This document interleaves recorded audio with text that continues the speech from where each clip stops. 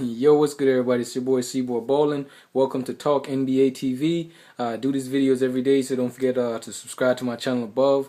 Don't just be a viewer, join the discussion, post the comments, and everything I say you're going to agree with. Like my video, share my video, and let's jump straight into the action.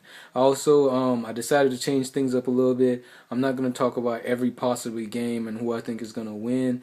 I'm just going to talk about a game that's actually interesting, that people are going to actually be watching. The first game I'm going to talk about is the Indiana Pacers versus the Boston Celtics. The Boston Celtics, wow. I cannot believe it right now for the Boston Celtics. After leaving Orlando with putting negative records in that column, the Boston Celtics rallied from being down 27 points and defeated Orlando again in Orlando. I could not believe it. The Boston Celtics is finally back to their old winning days. This is what we expect from the Boston Celtics this season. You know what I'm saying? Good to see them coming back, and they've been tightened down defensively. They beat Orlando 91-83 and forced Orlando to 20 turnovers in the second half alone. They had leaving Orlando with a season high 25 turnovers for the entire game. They also had set Orlando a franchise low 8 points in the fourth quarter. How you managed to score 8 points in the fourth quarter? That's crunch time, man. You can't score no 8 points in the fourth quarter and expect to win unless you up big. You know what I'm saying? And they was not up. They was actually freaking down. And you scored 8 points in the fourth quarter. That's just ridiculous for Orlando. Paul Pierce had a monster night, 24 points, 10 assists, 6 boards.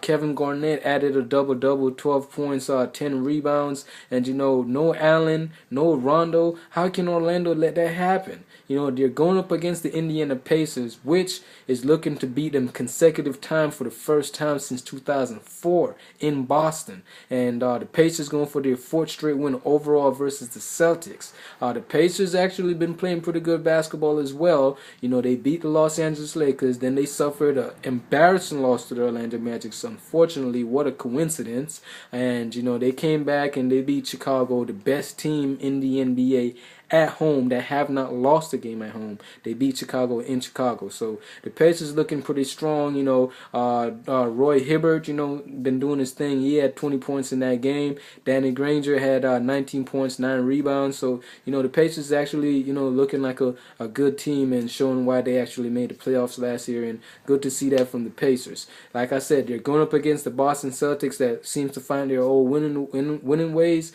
And Boston is at home. And Boston have been playing tight defense as of lately. But judging by the fact that the Boston Celtics played yesterday and they actually had to play extended minutes, the starters had to play a good amount of minutes because of the fact that they was down so much and had to get back in the game. I would have to take the Pacers for the upset in Boston. Even though the Pacers probably have a better record right now, I'm still gonna say upset because the Boston Celtics is overall the better team in my eyes. So taking the Pacers definitely. The next game is the Orlando Magic, speaking of the Magic, versus the New Orleans Hornets. After Boston leave them to set records in their negative column on Monday, 56 points, fewest ever, 16 field goals, fewest ever. That's despicable. They came back and made Boston add more record to their negative column. 8 points in the fourth quarter, 20 turnovers in the second half. Despicable. Filthy by the Orlando Magics. All I'm saying is, yes, that just made Dwight Howard want to get traded so much more for to the Los Angeles Lakers. I am feeling great about that loss for the Orlando Magics. I'm just a Laker fan. I'm sorry, Magics fan. Don't hate me for this one. The Magic's playing New Orleans Hornets. Dwight Howard is coming off of a 16 points, 16 rebounds performance versus the Boston Celtics, in which they lost, of course.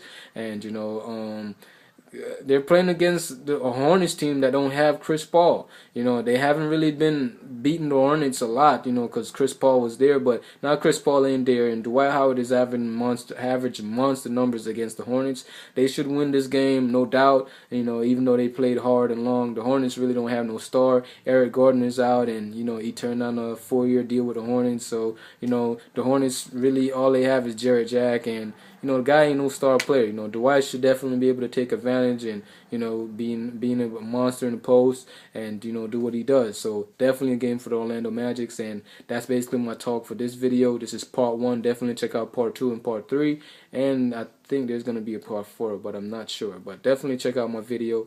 Thank you for watching. Subscribe to my channel. Share my video. Highlights will be in video response below. So if you don't see them, come back roughly 30 minutes after the game, and they'll be there. Thank you for watching. Deuces. I will.